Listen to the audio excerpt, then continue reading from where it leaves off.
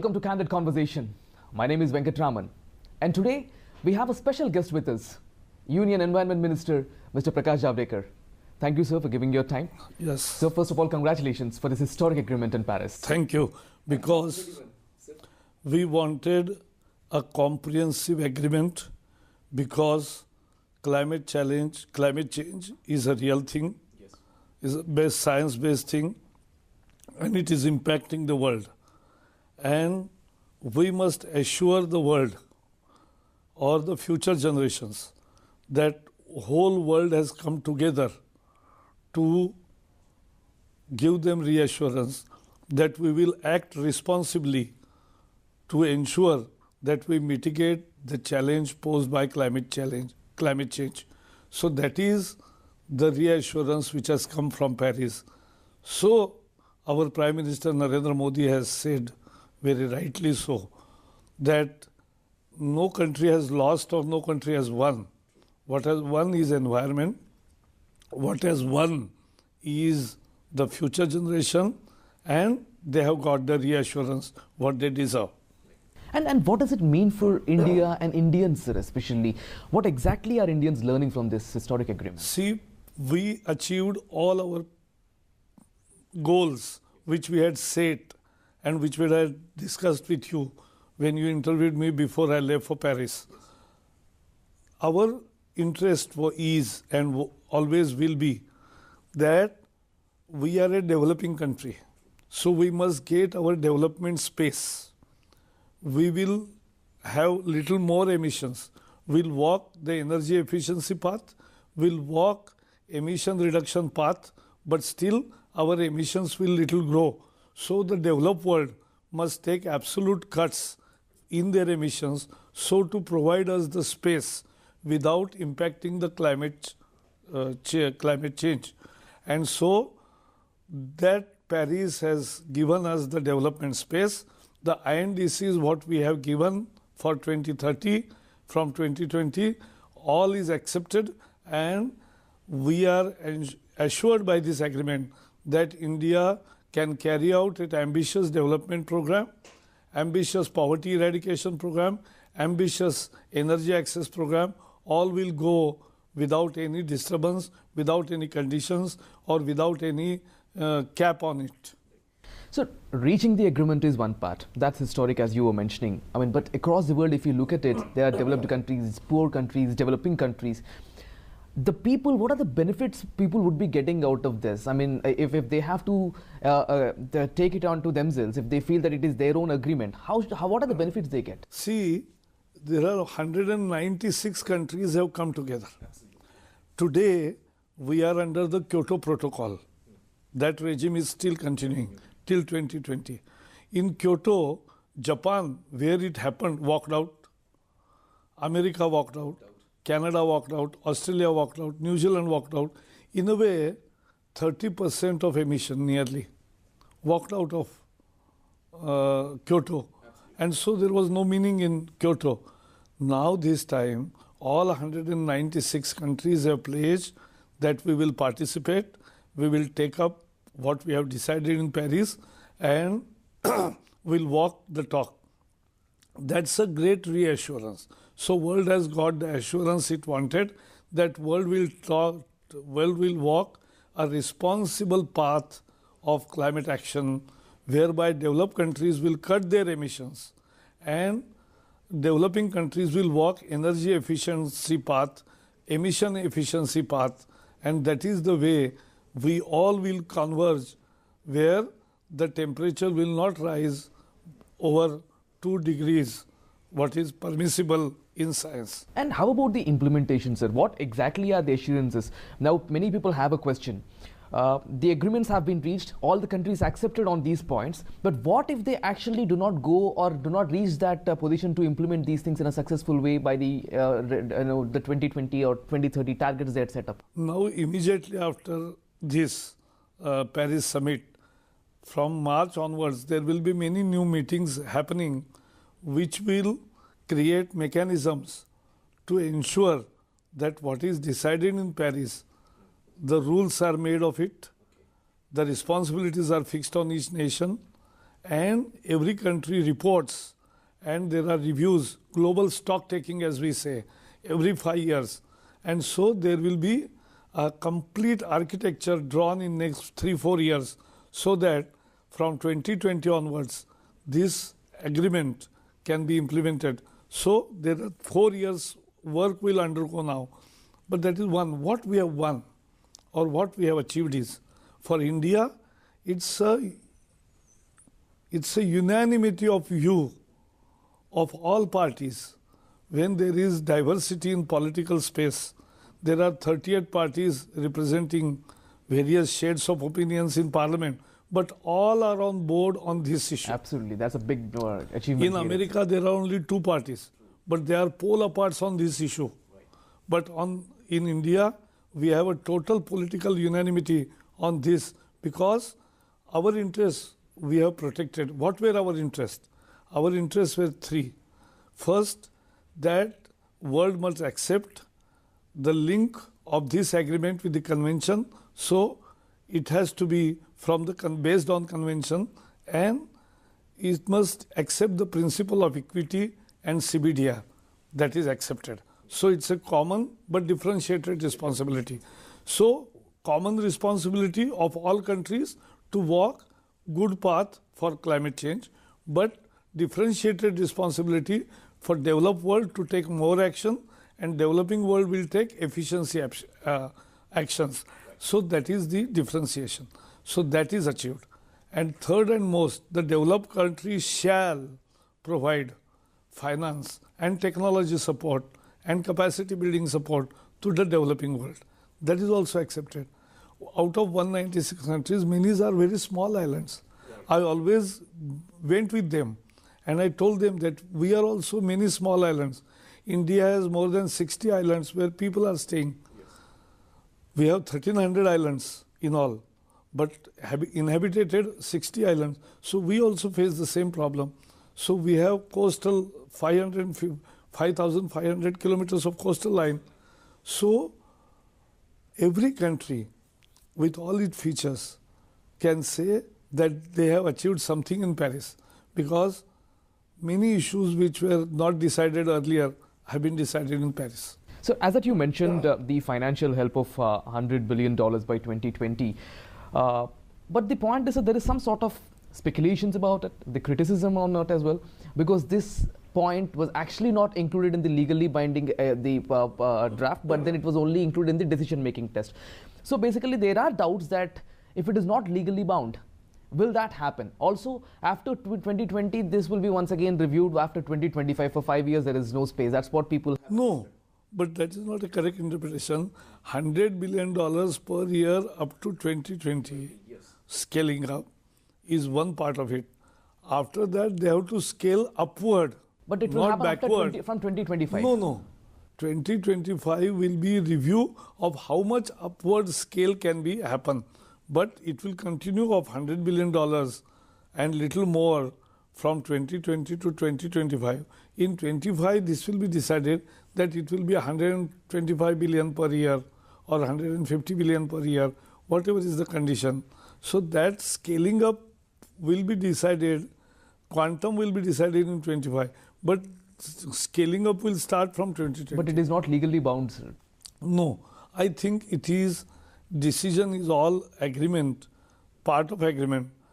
Agreement has 2 parts. One is agreement proper, one is decision.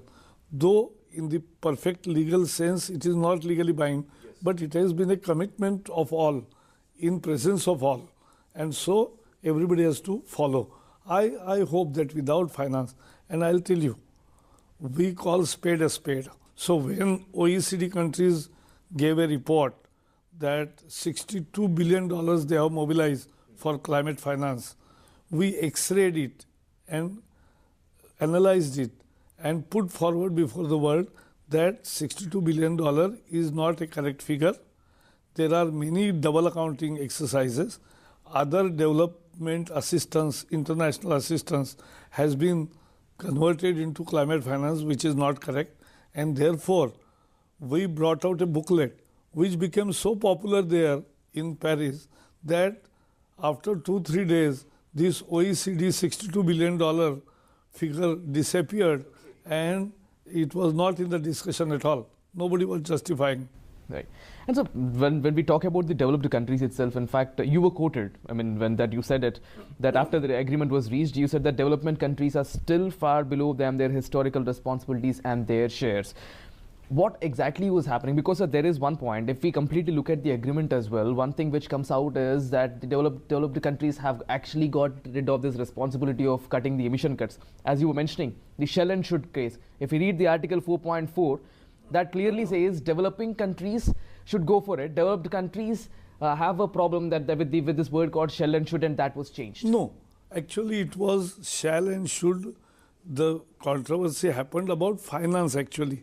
When shall has been maintained, the shall and should, it was in mitigation where it was always should, yes, and it remained should, but in the ultimate text, final text, it was shall. Nobody demanded for it. Okay. And so that was typographical error which was corrected. So there was no dispute on this card. The point of matter is, when I said that developed world should take more action, means we always talk of carbon space. That carbon space must be available for our development, because though we will be efficient, still there will be more emissions, and to accommodate that emission without adverse impact on climate change, we need carbon space, which developed countries have to vacate. Right. On that background, the INDCs declared by developed world are not that ambitious. That is my criticism. Okay. And then, sir, now talking about India itself, now don't you think India will sort of face pressure to cut the emissions while financing the shift of renewable energy, you know, and then the source actually remains a big challenge? I mean, after all, if we look at all these things, can we say, is India at the receiving end? No, because we are already with the backlog. Yes. Our average energy consumption is today 1000 kilowatt per annum. America's average energy consumption is 15,000 kilowatts per annum, per capita. So it's a huge difference, 1:15. So we will now, Prime Minister has decided to give access to all those who don't have access to energy within next 1,000 days. That's a big challenge, and that we will complete. So when we'll grow, then the consumption will start, and with the growth also going up, our consumption will grow. But there is accommodation. Now there is no restrictions on India for our growth plan as we have chalked out in our INDCs. And there will not be any target imposed by somebody, and that is the biggest gain. Right. And what about International Solar Alliance, or how do you think it will help? Solar Alliance was a tremendous success. Prime Minister Narendra Modi comes up with so new innovative ideas. He brought it on table, idea of having an organization of all those countries between the Tropic of Cancer and Capricorn. Those countries who receive very good sunshine, bright sunshine for 300 days in a year, and they are well placed in these tropics. So 120 countries, partly or fully, are in that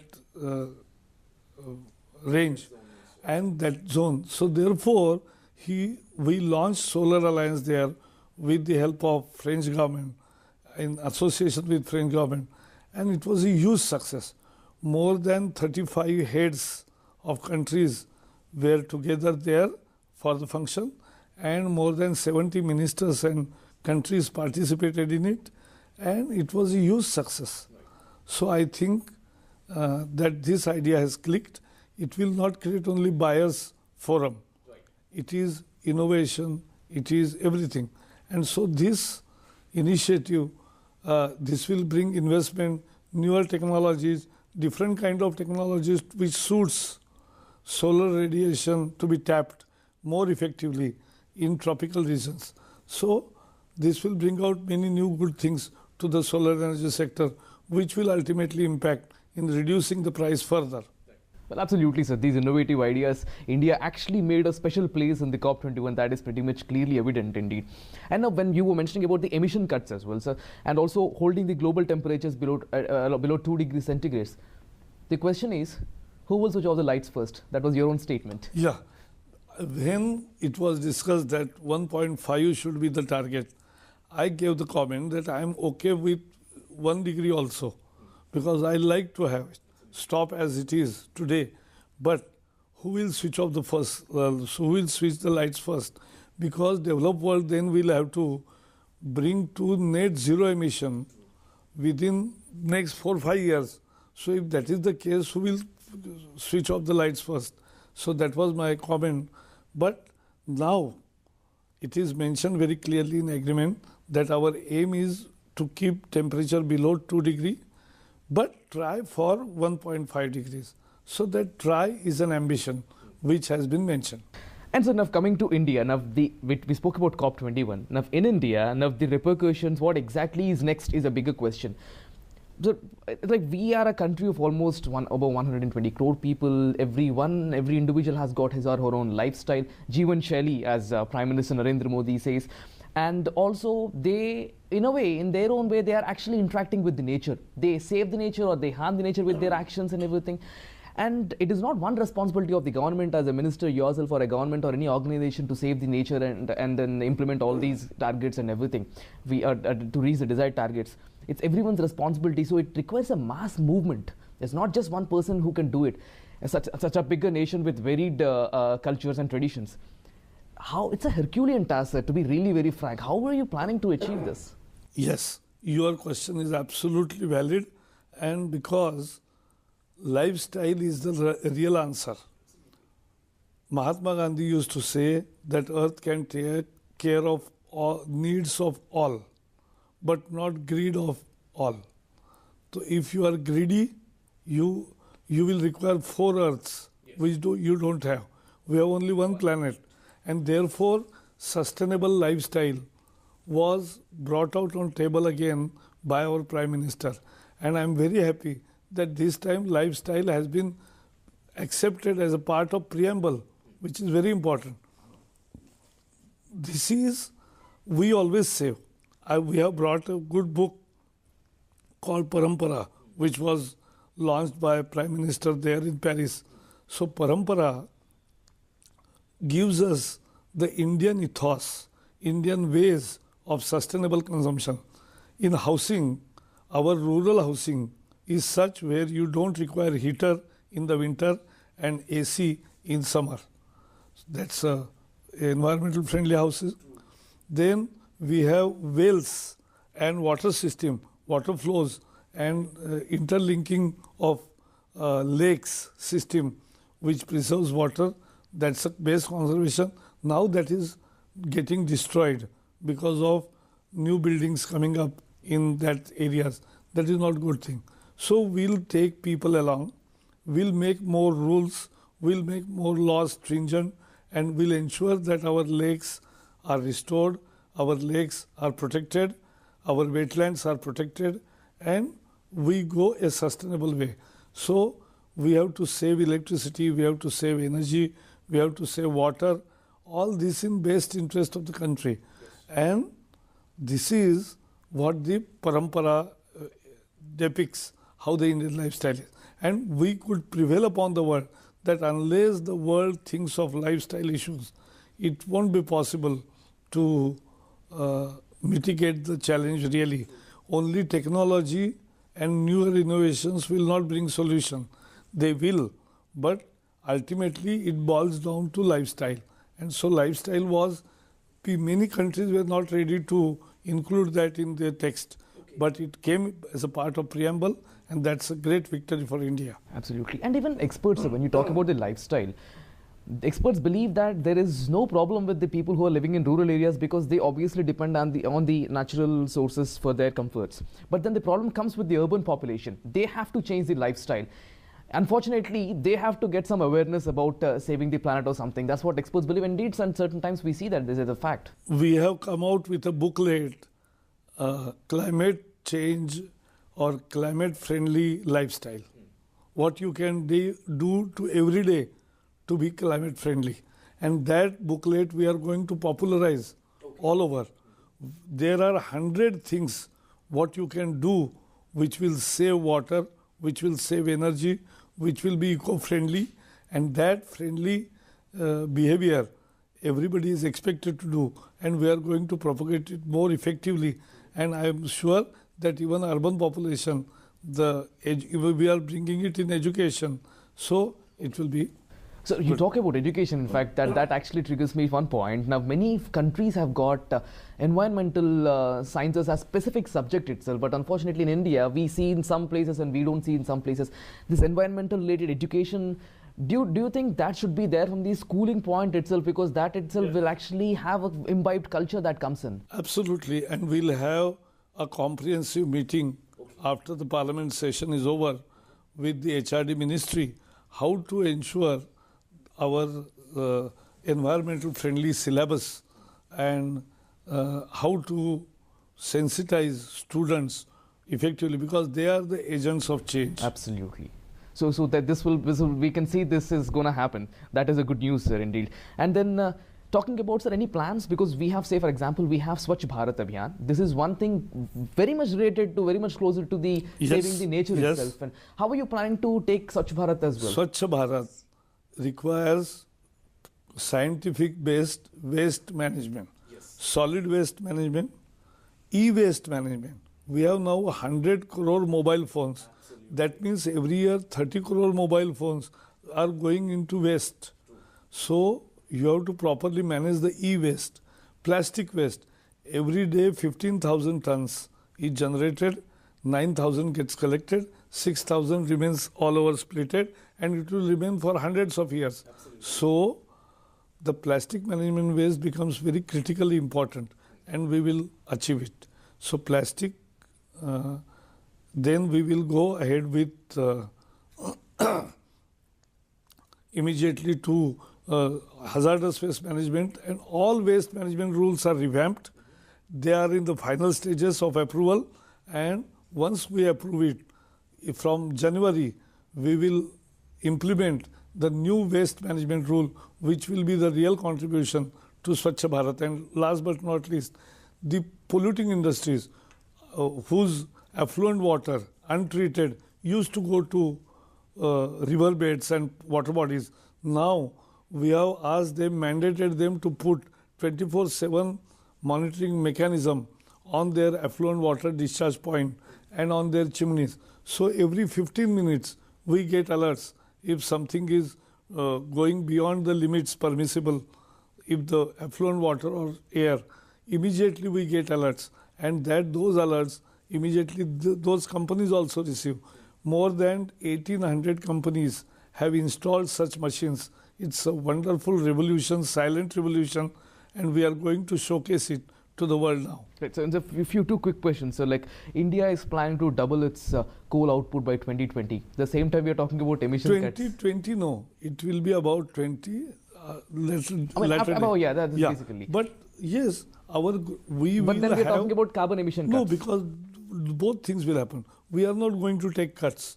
We are going to walk energy efficiency path. We are going to reduce the emissions. So with less emission, we'll do more progress.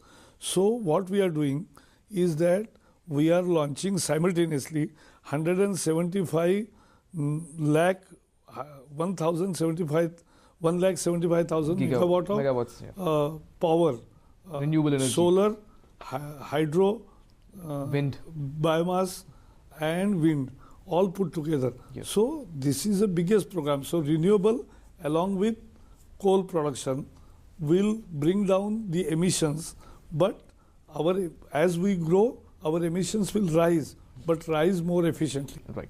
And so finally, Delhi pollution, toxicated city as we speak about, and then we are bringing some people talk about odd even rule or some banning the diesel vehicles. These regulations, do you think are really the proper solution for the problem? I think the long range solution is what Indian government is trying. Yes. First, we are preponing by 3 years the migration to Euro 6 or Bharat 6 standard.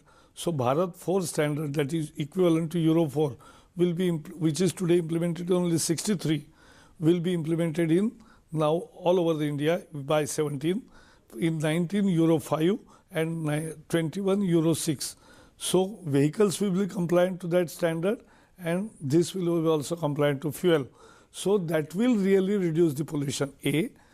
Bypasses, two bypasses which were discussed for 10 years, but now the work is on, and first bypass will be ready within 1 year, second bypass in second year, and after that no undestined vehicle will enter in Delhi. That's the base solution. We have taken all states together. Thereby this year stubble burning in the farms of Punjab and Haryana have been reduced by 30%. It's a major victory. It's a very important contribution. Then we are not entered into blame game, but we have taken all governments together, all agencies together, and we are periodically reviewing how the plan is going on. So we are also made the new construction and demolition waste management rule, and that also will help. So pollution will reduce with our concrete ways and long-term solutions as presented by central government. Right, sir. Then finally, sir, you came, you been briefing Union Cabinet, you also attended the Consultative Committee meeting as well. You're pretty much busy. Overall, what is the message you want to give to the Indians? That India is poised for a change. We will eradicate our poverty, but we will eradicate poverty and grow with much cleaner path, with much environmental friendly path, so that we will not emit as business as usual, but will be more responsible. And that is what all citizens also should do, and live an environmental friendly lifestyle. Right. Thank you very much, sir, for giving your time and all. So that is Candid Conversation with Union Environment Minister, Mr. Prakash Javadekar.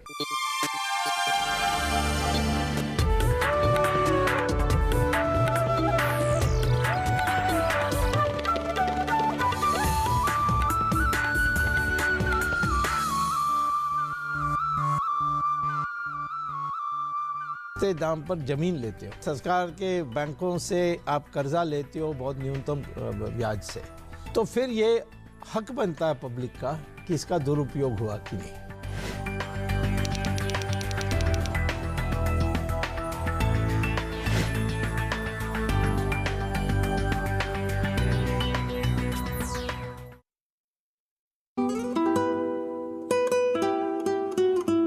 कोई चेहरा है कोमल कली का, रूप कोई सलोनी परी का, इनसे सीखा सबक जिंदगी का, बेटियां तो है लम्हा खुशी का। ये अगर हैं तो रोशन जहां है, ये ज़मीनें हैं और आसमां हैं, है वजूद इनसे ही आदमी का, बेटियां तो है लम्हा खुशी का।